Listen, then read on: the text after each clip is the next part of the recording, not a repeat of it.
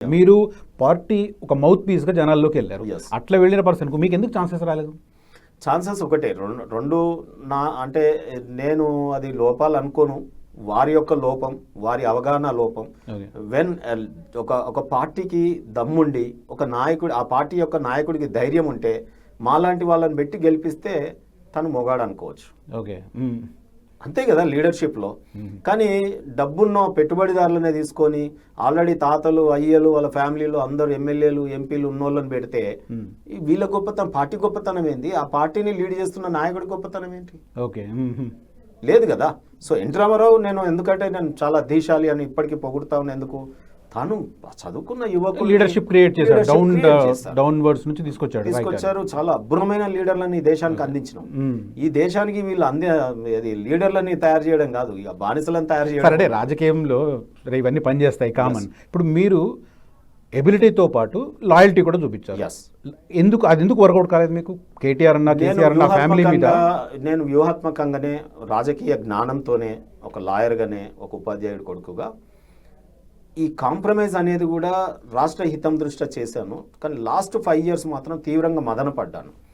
పెట్టుబడిదారులకే red carpet వేస్తూ 1-2 సామాజిక వర్గాలకే ప్రియారిటీని ఇచ్చుకుంటూ ఎవరైతే ఆల్రెడీ వారి ఇళ్లలో ఒక్కొక్కరి ఇంట్లో 4 పదవులు తీసుకున్నప్పుడు కొంత మేరకు మేము ఆలోచన చేస్తాం. ఇది సైడ్ ట్రాక్ పడుతుంది. మనం ఎంత సర్వీస్ ఇచ్చినా, ఎంత లోయాలిటీ చూపించినా, ఇక ఇది తప్ప మా దగ్గర పెట్టుబడి వేరే లేదు.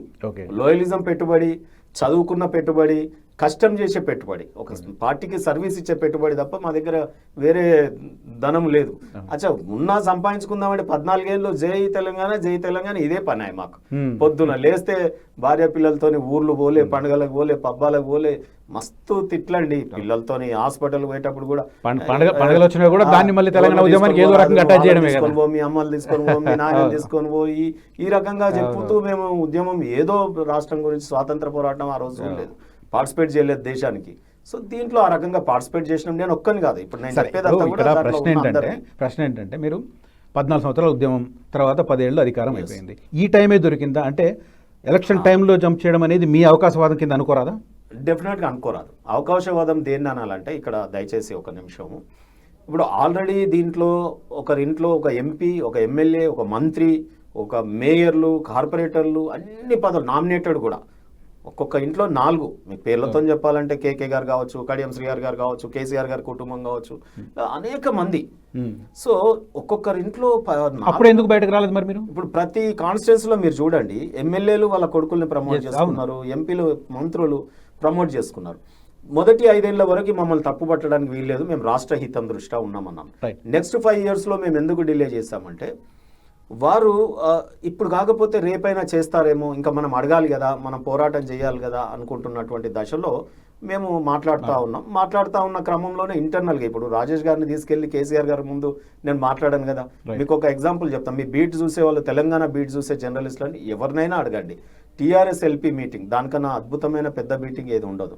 మరి ఆ మీటింగ్లో అంతమంది ఎమ్మెల్యేలు, ఎంపీలు, జిల్లా పరిషత్ చైర్మన్లు, రాష్ట్ర పార్టీ కార్యవర్గంలో కేసీఆర్ గారు అన్న మాట చెప్తా ఉన్నాను, ఈసారి నేను తాడూరు శ్రీనివాస్ గారికి ఎమ్మెల్సీ ఇస్తున్నాను, గవర్నర్ కోటాలో ఇస్తున్నాను, లేదా 7 సీట్లు వస్తున్నాయి దాంట్లో ఇస్తున్నాను. ఎందుకు ఇస్తున్నాను? ఇప్పటివరకు చట్టసభలో ప్రాతినిధ్యం లేని కులానికి చెందిన వారు మనము కుమ్మర్లకు ఇవ్వాలి, మనం విశ్వకర్మలకు ఇవ్వాలి, మనం నాయి బ్రాహ్మణులకు ఇవ్వాలి, మనం రజకులకు ఇవ్వాలి, మనం జాతుల పేర్లు చెప్పినారు. అప్పుడు నేను కొంత మేరకు అప్పుడు హ్యాపీ చెప్పినప్పుడేమో హ్యాపీ ఫీల్ అయినాం. కొంత కాలం అయితే వెయిట్ చేయాలి, ఎవరైనా చెప్పినప్పుడు మనం దానికంటూ కొంత కాలమానం మనం వెయిట్ చేయాల్సిన పరిస్థితి వస్తుంది. కానీ అవి నిర్ణయాలు జరిగినప్పుడు 7 ఎమ్మెల్సీలు వస్తే మీరు చెప్తే నమ్మరు, ఒక్కరు తప్ప 6 ఒకే సామాజిక వర్గానికి. సో అప్పుడు నేను కళ్ళు తెరిచాను, అసలు ఏంటిది, నాకే కాదు పార్టీలో ఉన్న సీనియర్ నాయకులందరికీ ఇది ఎక్కడో అన్యాయం జరుగుతుంది. సరే, నన్ను మోసం చేస్తే నేను భరిస్తా, okay, out of love and affection వారితో ప్రయాణం చేసినాం కాబట్టి. ఒక దుర్మార్గుడైనా మంచోడైనా బాధ అనిపించింది కదా, అంత బాధ అనిపించింది కదా. మరి అప్పుడే ఎందుకు పదవిని వదులుకోలేదు? అప్పుడే ఎందుకు పార్టీ నుంచి బయటకు రాలేదు? అధికారం కోల్పోయి పార్టీ వీక్ అయిన టైంలో అదను చూసి ఎందుకు బయటకు వచ్చారు? నేను అదే చెప్తా ఉన్నా మీకు. ఇప్పుడు అట్లా అవకాశాలు పొందిన వాళ్ళు మళ్ళీ కాంగ్రెస్ పార్టీకి వెళ్తే దాంట్లో మళ్ళీ వాళ్ళు రెన్యువల్ చేసుకుంటే వాళ్ళు అవకాశవాదులు. ఇప్పుడు నాకున్నది ఏంటంటే పార్టీ సెక్రటరీ అది ఒకటే కదా.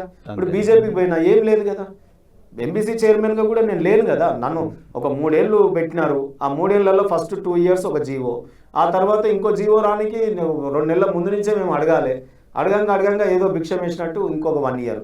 కాకపోతే ఏంటంటే మాకన్నా జూనియర్స్ ఎవరైతే వేరే పార్టీ నుంచి వచ్చినారో, కేసీఆర్ గారిని తిట్టినారో, టీవీ మీడియాలో మమ్మల్ని తిట్లు కొట్లు అన్ని మీరు చూశారు.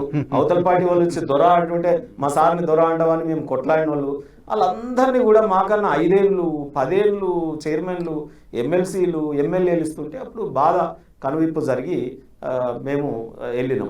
మీరు అన్న ఒక మాట ఇక్కడ మనం కోట్ చేయాల్సిన పరిస్థితి కనిపిస్తుంది. పదవి ఇచ్చారు కానీ చెక్ పవర్ గుంజుకున్నారని. That's a serious comment. ఎలా చేయగలరు అంటే వారు కేసీఆర్ గారు ఏంటంటే ఎవరికైనా పదవులు ఇచ్చినారు, ఒక జీతం ఇచ్చినాడు, లేకపోతే ఆ ప్రభుత్వ ఫెసిలిటీ ఏదైనా కారు గీరు ఉంటే అవన్నీ చేసినారు. సో కానీ దానికి కావాల్సి ఒక్కసారి కూడా సమీక్షలు లేవు. ఇప్పుడు ఉదాహరణకి ఎంబీసీ కార్పొరేషన్, డెవలప్మెంట్ కార్పొరేషన్, ఎంబీసీలను ఉద్ధరించడానికి పెట్టినారు. మరి నేను కొన్ని నివేదికలు తయారు చేస్తా కదా. ఎంబీసీ చైర్మన్గా అనేక కులాల వారు చిన్న సంచార జాతుల వారికి ఏ రకమైన నివేదిక ఇవ్వాలని తయారు చేసి ఇస్తాం. బట్ దెర్ ఇస్ నో సమీక్ష. బడ్జెట్ లేదు, మేము ఇండిపెండెంట్ డిసిషన్స్ తీసుకోవడానికి లేదు, చెక్ పవర్ మాకు లేదు. When check power is not there we cannot do anything. So just ఉత్సవ విగ్రహాలలాగా కార్పొరేషన్స్ ని పెట్టడం అంటే అది మీకు మాత్రమే అప్లికేబుల్ లేకపోతే మిగతా చైర్మన్లకు కూడా? ఆల్మోస్ట్ ఆల్ గవర్నమెంట్లో ఏంటంటే వాళ్ళు మినిమం ఏదో చెప్పినారు, మినిమం గవర్నెన్స్ మ్యాక్సిమం డెలివరీ అన్నారు. అంటే వాళ్ళు 4 మాత్రమే కుటుంబంలో ఏదైతే మినిస్ట్రీ కానీ, ఇప్పుడు కేసీఆర్ గారు, కేటీఆర్ గారు, హరీష్ రావు గారు, ఇంకా ఏదైనా ఇంపార్టెంట్ పోర్ట్ఫోలియో డిసిషన్స్ ఉంటే వినోద్ గారు, ఇంకేదన్నా ఉంటే వీళ్ళు. సో కాబట్టి అప్పుడు ఏమైందంటే ఇది మిగతా అందరూ లీడర్లు, ఇప్పుడు తెలంగాణలో కూడా స్టాల్వార్డ్సే ఉండండి. పెద్ద జిల్లాకు ఒక పెద్ద నాయకుడు, ఒక జానారెడ్డి అంటుండే, ఒక ఇది అంటుండే. అయితే ఇవన్నీ కూడా చిన్న జిల్లాలు చేయడం వల్ల వాళ్ళని కూడా చిన్నగా చేసి ఇక్కడ తెలంగాణలో వేరే నాయకత్వాన్ని అంతా చంపేసి రాజు ఒక పరిపాలన, జిల్లాల సంఖ్య పెంచడం ఉద్దేశం అదేనా? అదే ఉద్దేశం. అదే డెఫినెట్ గా నేను ఎందుకు టీఆర్ఎస్ పార్టీ నాయకులను ఉత్పత్తి చేసి కర్మారకర నాయకులను చంపేసే శ్మశాన వాటికగా తయారైంది. నాయకత్వాన్ని చంపేసే శ్మశాన వాటికగా మారిపోయింది. అందుకే ఆ దశలో మేము వెళ్ళిపోయినాం. దింపుడు కల్లా మాష అంటారు కదా, ఇంకా మారుతారు, ఇక మారుతారు అనుకున్నాం. అయితే మొన్న ఇది గవర్నమెంట్ పోయిన తర్వాత మారుతారు అనుకున్నాం. కానీ నాకేం తెలుసు సార్, నేను కలలు కన్నా అట్లనే ఉందునేమో. సరే లోయలిజమా, ఇంకోట వారితో ఇన్నేళ్ళు ట్రావెల్ చేసినందుకు ప్రేమనా, ఇంకోట కావచ్చు.